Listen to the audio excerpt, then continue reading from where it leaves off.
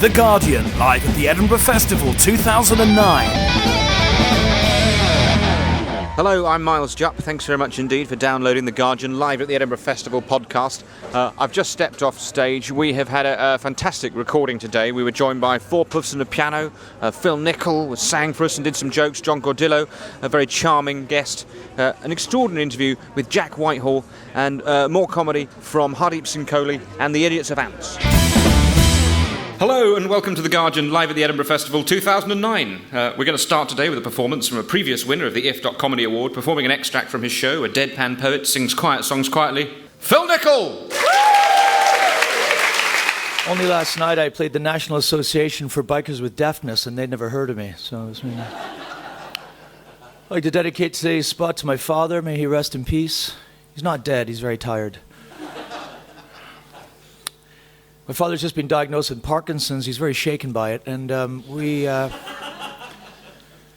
disease causes him to sleep a lot, but we don't wake him. He's shaken, not stirred. As an escapologist, my father really had to struggle to make a living. Similarly, my cross-eyed brother, the carpenter, found it hard to make ends meet. My father said repeatedly, Bobby, Bobby, Bobby, Bobby, Bobby, Bobby, Bobby, Bobby, Bobby, Bobby, Bobby, Bobby, Bobby, Bobby, Bobby, Bobby, Bobby, Bobby, repeatedly. A lot of people say I'm egocentric, but enough about them. Can I tell you about myself? When I recently found out I was an epileptic, I nearly had a fit.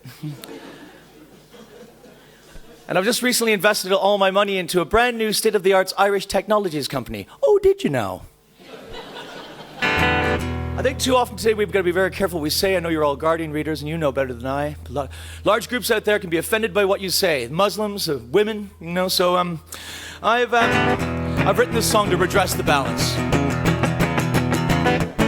Well, I was riding on the tube and this chick was being rude. She got up in my face with her chavvy attitude. And as the doors were opening and I got up to leave, I called her a loser. She said, you can't say that to me, cause I'm a gay, black, 30-something, one-legged, blind, German midget pole dancer with a tumor. And I said, oh, sorry. Ow! La la la la la la la la.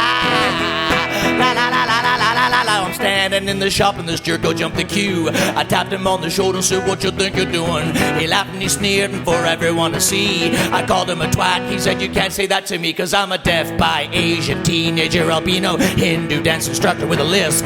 And I said, oh, sorry. Ow! La la la la la la la. Walking down the road and I come into this crossing. Some munchkin in a car thought that I was only Dawson. And when I went to cross, he didn't stop and nearly hit me. I called him a prick. He said, you can't say that to me, cause I'm a mute.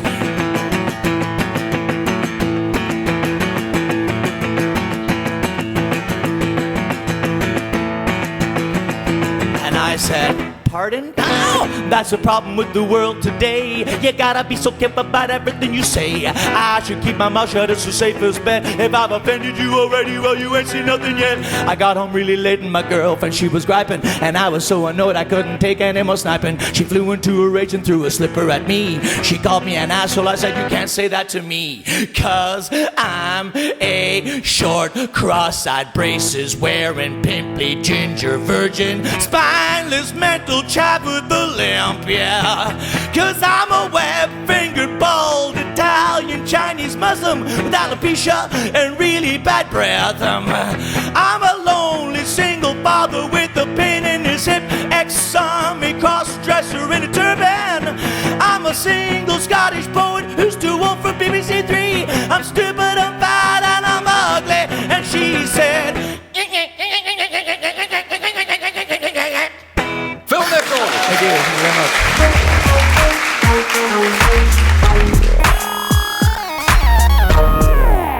On every night at the Stand at 9 p.m.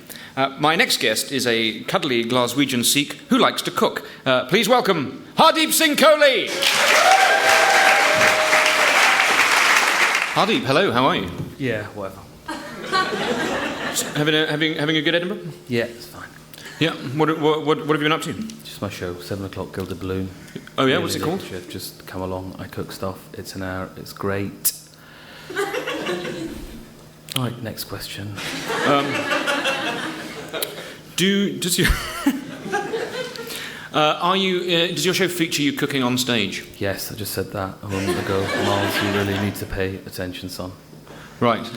Now, the way the cooking works, who provides, for instance, the meats? Well, is that the best? No. Do I sense that you're annoyed about something? No, I love you, Miles. I do. What happens is, I thought I'm not like you. I don't know if anyone's seen Miles. You've seen him today. I think it takes a lot of confidence to get up on stage with nothing but a microphone and try and be funny. And I wasn't confident that I could do that, so I thought I'd hide behind a cooker. And I would suggest that the audience coming every night bring ingredients. So, for example, if you were coming, you'd probably bring, I don't know, smoked venison, given your background. And I would... and balsamic vinegar. And I would somehow try and craft a meal together, because I know the delicacy of your palate. And so, yeah, the audience brings stuff, and it's been great. I mean, somebody brought a coconut the other night. Somebody brought an entire bag of messages, and I should explain for non-Scots, messages is your shopping. So I got, so it's great fun. And then I cook stuff on the spot and tell stories. You're in the same venue as the Chippendales, aren't you? It's actually quite bizarre, because the thing people don't know, and because I've never performed at the festival before, I don't like a lot of Scots. I've avoided Edinburgh during the festival, because it doesn't feel like my country, or it feels sort of slightly alien sometimes. And I didn't quite and because I'm from Glasgow as well, Edinburgh never really felt like home to me. But I absolutely love the city. I've kind of matured and got rid of that kind of a childish younger sibling kind of rivalry that Glasgow. I mean, Edinburgh's got the castle and we've got everything else, and I think that's... Come on, Edinburgh person challenging me to a fight. It'd be like, I don't know, Scotland playing Norway at football. So it's been it's just been a really beautiful experience of kind of having it's about a kind of act. No one can really quite describe what they're called. Eurotrash, who kind of do. I really don't know what it is. It's like a sensory experience. Immediately before me, these Swedish lads. We've got like kind of taupeured body hair and a kind of a one-piece jumpsuits that roll around on stage all night with graphics placed and 3D specs in the audience, and then I'm followed by the Chippendales. You know what I mean? I'm a slightly fat boy from Glasgow doing stuff with chicken. It's but that is the absolute beauty of the Edinburgh Festival. And then of course, marvellous shows like yours. Obviously not yours, just like yours. Yeah. There are a lot of shows like mine. It's very. But none have got 5 stars. Did you not get 5 stars? I don't take any notice of those things. Did I? Yes. I put the last 2 on in crayon.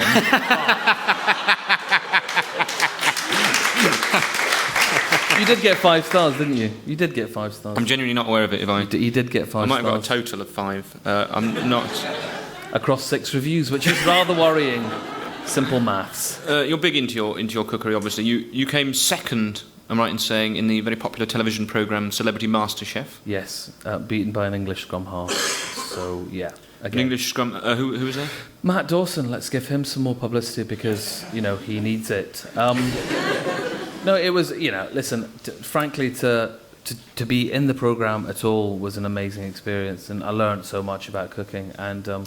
it was lovely, I didn't mind being beaten by such a nice guy.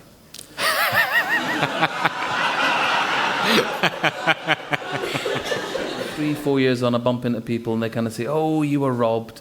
And I say, thanks. They go, no, you're flat. It's actually somebody's been in, everything's gone. You were robbed. Not talking about MasterChef at all. No, I love cooking. I absolutely love cooking. And I'd love for you to come along, Miles, because you and I have been friends for some years now, haven't we? Yeah. And we've never broken bread. No, it's a happy friendship. There's no. Clearly, somebody told that baby a story that we're not going to talk about. But it's nice. A few years ago, Hardeep very kindly gave me a lift. No, I don't want to talk about it. We've moved on from that. We really have. No, because people wonder where the hell it's going. I got into a car with Hardeep and something regrettable happened. But you're right, we're out of time. Ladies and gentlemen, the harmless whimsy of Hardeep Singh Kohli.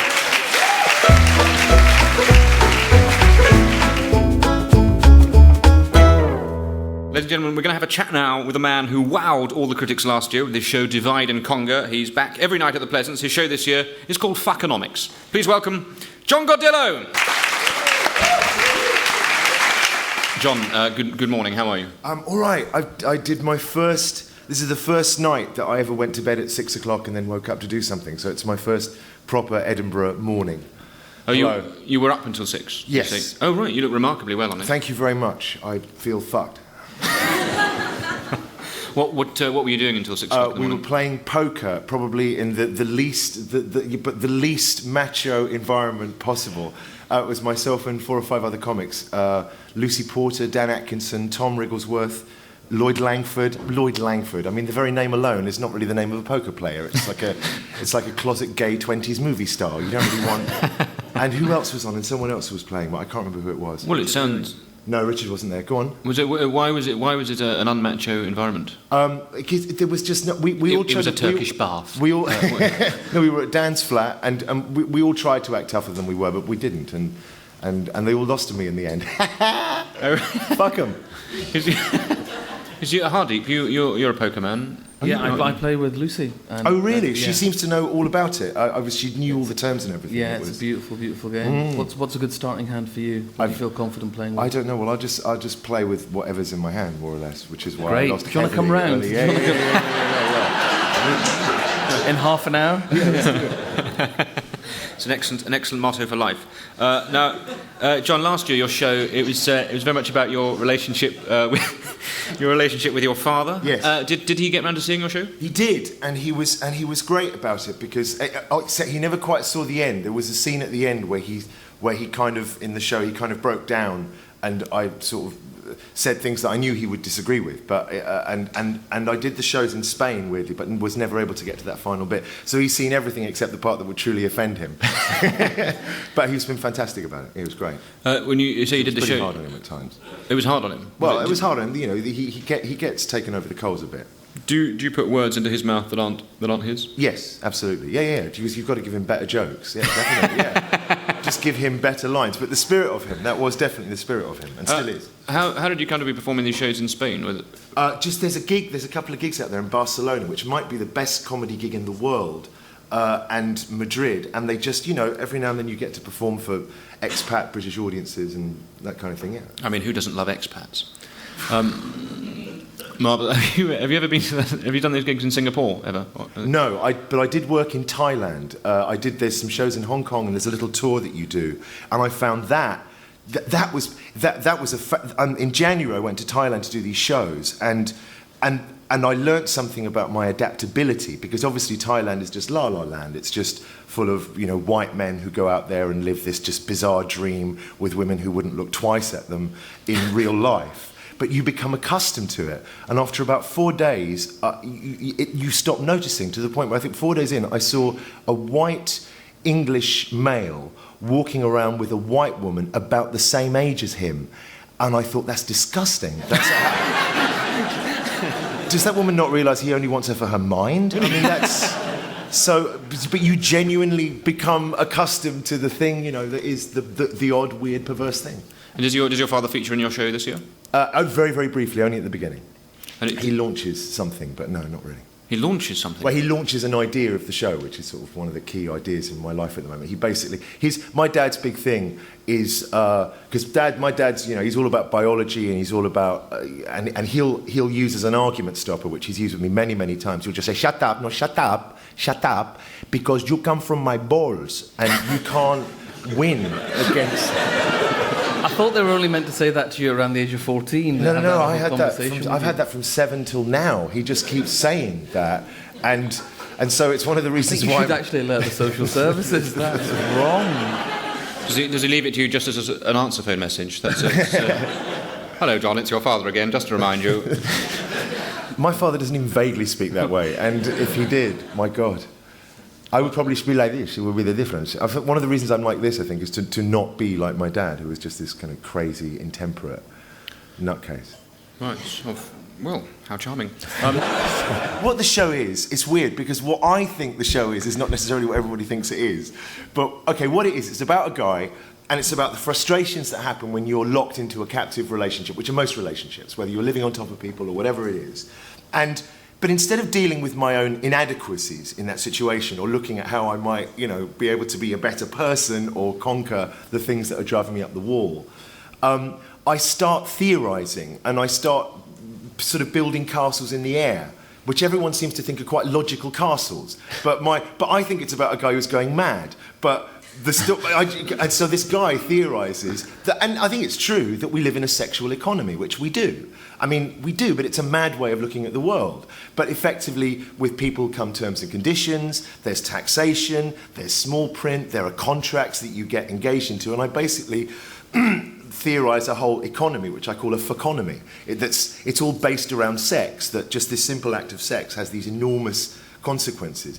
And it's true, like, if you genuinely want to get into the analogies, the economic analogies, of course, are everywhere in relationships. And so I basically build a whole parallel fuckonomy that works in the same way as our economy, and it exists. But of course, it's just me trying to dignify my own petty grievances by kind of going, oh yeah, well, we're all fucked, aren't we? And no, we're not, I'm fucked. What's wrong with me? I mean, and I'm pushing that out onto the world. And for me, that's the joke of it. But everyone kind of goes, no, there really is a sexual economy. And that seems to make a great deal of sense to most people who listen. I want to hear your riff on quantitative easing. Oh, I don't. No, I couldn't even get that far in. I've got to think about hyperinflation, which I wake up to every morning. But which worries me, because obviously those are the conditions that created National Socialism, and I don't really want that to draw a little moustache. Yeah. Ladies and gentlemen, thank you very much indeed, John Godillo.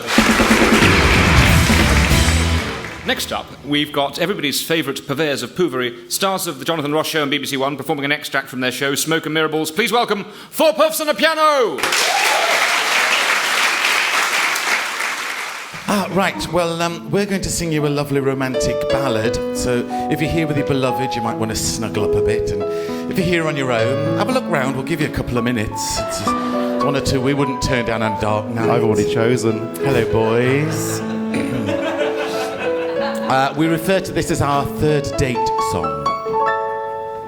Well, my father says you're nifty, and you've heard of Baudelaire, and we both agree that human rights abuses are unfair. You understand your feelings, and you're not afraid to share, and I think I could do something with your hair. You smell nice, and you're groovy, and we both like foreign movies. My mother says you have that touch of class. Oh, that's nice. Yeah. Well, I can see a shining future where we'll dialogue and nurture.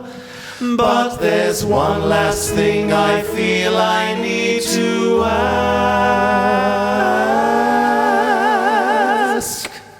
Do you take it up the ass? Do you take it up the ass? 'Cause you're beautiful and curvy, but unless you're kinda pervy, there's no way you and me are gonna last. Do you take it up the ass? Do you take it up the ass? When it comes to brains, you've got 'em, but unless you play the bottom, I'm afraid I'm gonna have to take a pass. 'Cause you're adorable, reliable, But is your anus pliable? That's the information that we need. Well, you would do it if you loved me. If you're nervous, squat above me. You'll be able to control the depth and speed.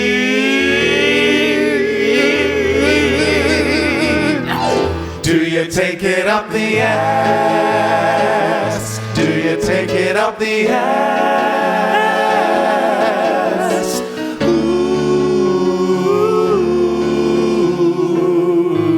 Do you take it up the ass?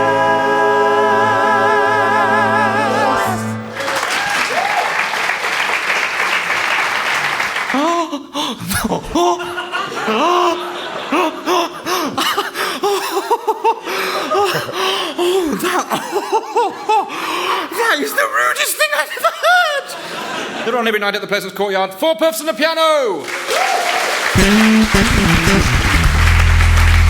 Now, yesterday we were terrified by the youthfulness of both Daniel Schloss and Kevin Bridges. Well, today's youth and glamour, no offence, chaps, comes from another young man destined for greatness. He's got his own show on Channel 4 called TNT. He's devilishly dishy, and he's about to join us for a chat. Ladies and gentlemen, Jack Whitehall!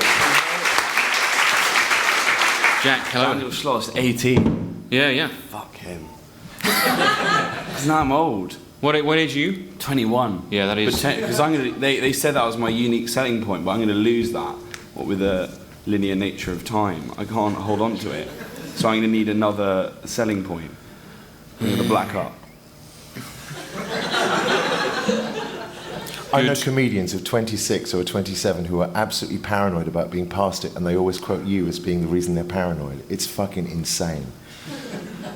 Do you think sort of comedy's sort of becoming like women's tennis, isn't it? You sort of get to the age of 22, well, that's absolutely it. My knees have gone. Haven't written a joke for 4 years.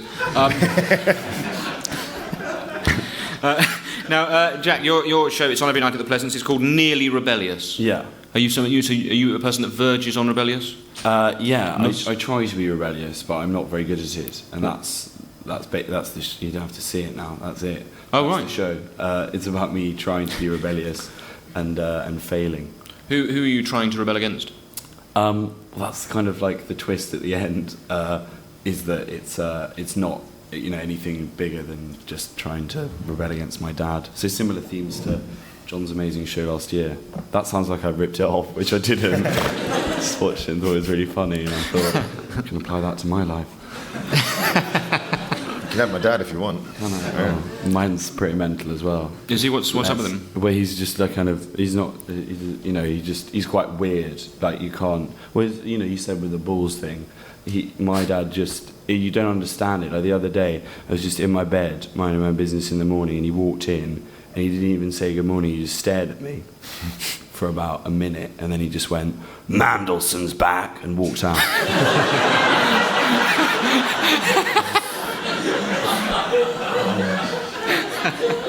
He just lives in his own little world. Is that how most news is delivered to you? Yeah. He genuinely walks in with a copy of the Telegraph every morning and just reads out. So I've brought a girl back once and I never do it again, because we were lying in there and he walked in, and it's like no girl has ever said, "Look, could you just stop having sex with me and tell me what Simon Heffer's views are on the Euro?" He'll come in with it. No intro, just in he comes. Mad. Now this is your first year doing a full run at the Fringe, is that right? Yeah, I came up like 4 years ago and was doing a sketch show. How old were you then? 17. 17, so young. You must have been so young. 17, goodness me. 17. I mean, what are you now? 20? Smooth and smiling, and now. No, you're smooth and smiling. You're quite a bit of a beard. Bit of a beard. I'm getting a bit of beard envy actually with you, because yours is quite sculpted, and this. I mean, I get that. There was a guy in the front row of my show the other night had a brilliant beard, and it just really pissed me off, and I kind of hated him. And then I was very rude to him throughout the show, and at the end I had to apologise, and I said, "It's just because you've got a better beard than me," and so he'll never come and see me again. No, do you have a reason behind you growing a beard? Is it to make you look? It can't be to make you look older. You don't want that at all. You want to look. I don't know. I just wanted to look a bit, harder. I think our beards do make us look pretty hard. Yeah. Yeah. I mean, just look at these people. They are quaking. It's like they're watching the So Solid crew. Yeah. Whoever they are. Have you managed to get along and see any other shows? No, I really want to see John's show, but Yep. I'm going to have to basically just end my show early one night and just leave. The audience will not have the last 10 minutes of the show, so I can run over and see John's. John's the reason I got into comedy. He is. Really? When I was 16, on Sky Plus, I had 2 recordings of 10-minute sets of John's, and they were the funniest things I've ever seen. That's why I started doing it. That's amazing. I'm about to cry. Jack is the only stalker I've ever had. Yeah. I send him my pants. That's not true. That's really, really touching, isn't it? I mean, God, we're holding hands, because they just hear it, didn't they? Yeah. We're all holding hands. And we're all wearing a pair of Jack's pants that we'd previously been sent through the post. Now, you're having a very extraordinary thing to say. You're having a very busy Fringe run at the moment, aren't you? Because you're also doing a TV programme at the same time. What's that? It's called the TNT show. The TNT on Channel show. 4, so Yeah, I do that like once a week. Go down and do that, and then come straight back up. Channel 4. That's the one you can't watch on Apple Max, isn't it? Yeah. Oh, is it? Yeah. Or sober. So you've also got a new show coming out on MTV. A new show on MTV. You like MTV, I'm John? Now, I'm not on MTV. is that really not? The second person that said this. Why do people think you're on MTV? Is it because you do look like you're on MTV? Yeah. I've never done anything on MTV. I'll take it if you've got a show. Like, yeah, I'm doing a show on MTV. Do you know what? I'm constantly trying to dream up formats that that MTV will take. I have had the most remarkable misfortune. People just don't seem to like trains. I had this great idea for a show. There wasn't a lot of music in it, but it was basically me interviewing my favourite cricketers about the best and most exciting train journey they'd ever been on in their life. And all they said was, well, where would the advert breaks go? I mean, they were missing the whole point. Are you doing some sort of show that's about testing the British public's honesty? I did. Well, yeah, like that was just like it was a one-off thing, what which basically means it didn't get commissioned. Oh, right. And yeah, it's on E4, I think. I don't know when. They probably don't watch it. So they watch it. Yeah. Lordy. Now, obviously, you do want people to come along and see your show. I'd love them to. And are you having a good time doing that? Yeah, it's really fun. Although the first night I was there, about half an hour in, a woman in the front row just got up and walked out, and I was like, oh, this is my first ever show, and I've offended them when they walked out. But then I came out the venue afterwards and I was a bit annoyed, and I walked down and she literally ran across the courtyard to me and she was like, don't worry, I was just doing a poo. And it was literally the nicest time anyone's ever come up and said that they've just done a poo, and it's made me feel happy. Yeah, it is one of the most soothing things you can say to someone. Yeah. Well, Jack Whitehall, thank you so much indeed for coming onto the Guardian podcast. He's performing nightly at the Pleasance Courtyard. Ladies and gentlemen, Jack Whitehall!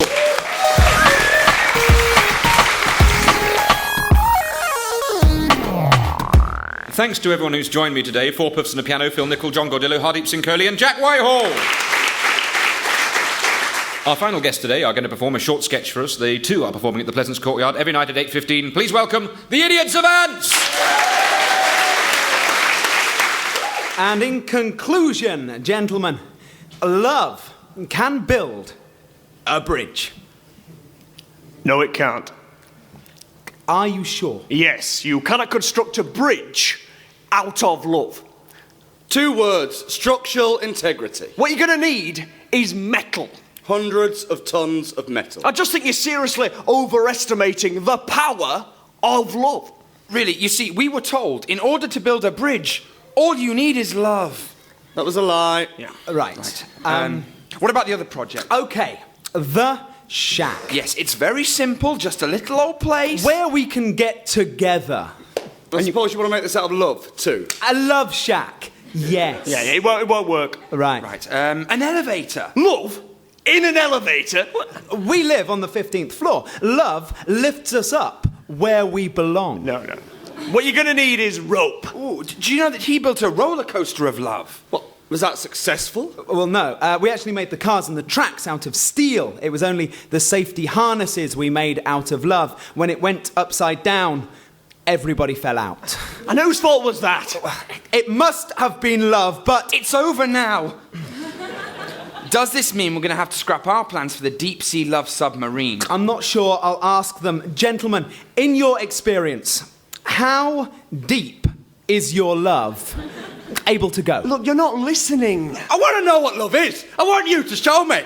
Love is a many splendid thing. Oh, okay, gentlemen, I think I know what's happened here. You think that we've got a shipment of tainted love. Not a chance. No, nothing more, nothing less. Our love is the best. And remember, guys, with our share options, you give a little love, and it all comes back to you. Nah.